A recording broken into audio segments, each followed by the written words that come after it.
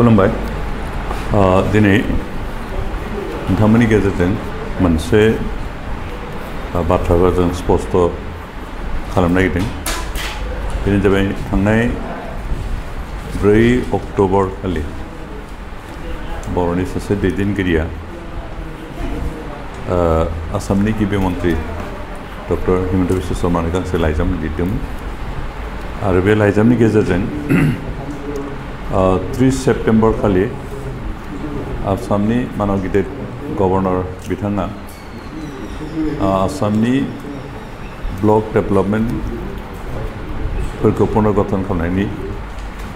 जि निर्देश होदोंमोन बेखौ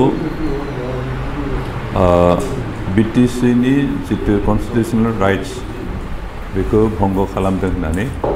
अजद दैखांदोंमोन आरो बे लाइजामनि गेजेरजों बिथाङा गावखौनो 6 शिड्यूलनि सासे स्पेशलिस्ट होननानै प्रतिष्ठा खालामनो गायसननो नाजानायखौ नुदों आरो लोगोसे बिटिसि सरकारा गावनि ओनसोलाव थानाय ब्लकफोरखौ दाखांफिननायनि रिकनस्ट्राक्ट खालामनायनि जि बेबस्था जि खामानि बेखौ मावफुङाखै दलर जिरायनानै दं होननानै बिथाङा अपवाद मोनसे होनो नागिरदों। किन्तु जों बेखौसो बुङो जे बिथां बुंनाय बायदि बिथाङा आजब दैखांनाय बायदि रायजो सरकारा काउन्सिल सरकारनि जितु कन्स्टिटिउसन राइट्स बेखौ कुनुदिन भायलेट खालामाखै बरन्स रायजो सरकार आरो काउन्सिल सरकार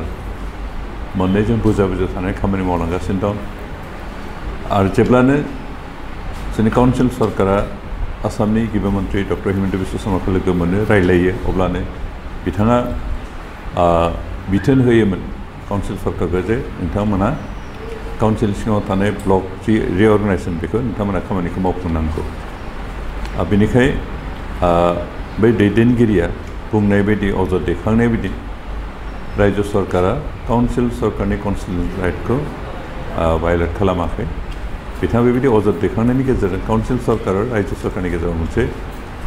गोरोन्थि सानलायनाय मिसआन्डारस्टेन्डिं क्रिएट खालामनो नागिरनाय बायदिखौ नुहुरदों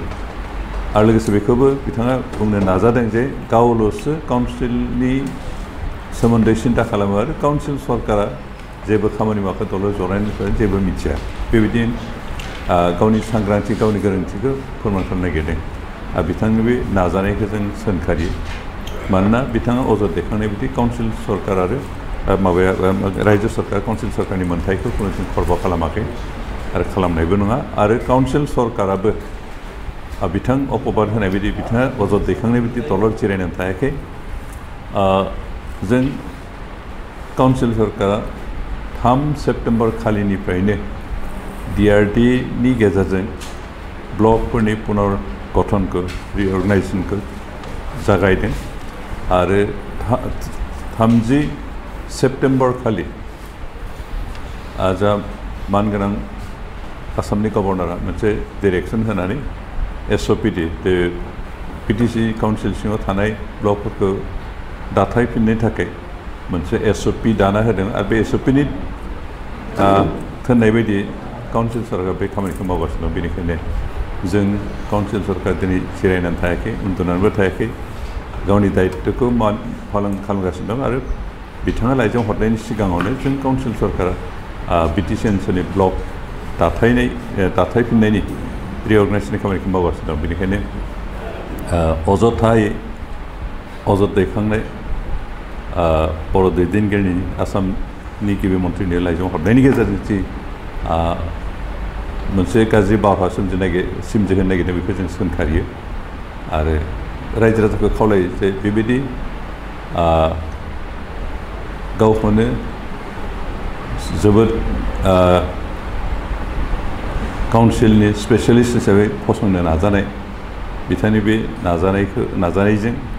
रायजोफ्रा जाहाथे दैदेनजाया आरो जों रायजोफ्रा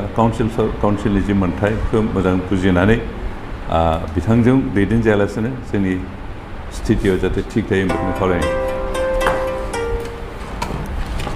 जों खावलायदों रायजोफ्रा जाहाथे बिथांजों भुल बिथांनि जि गोरोन्थि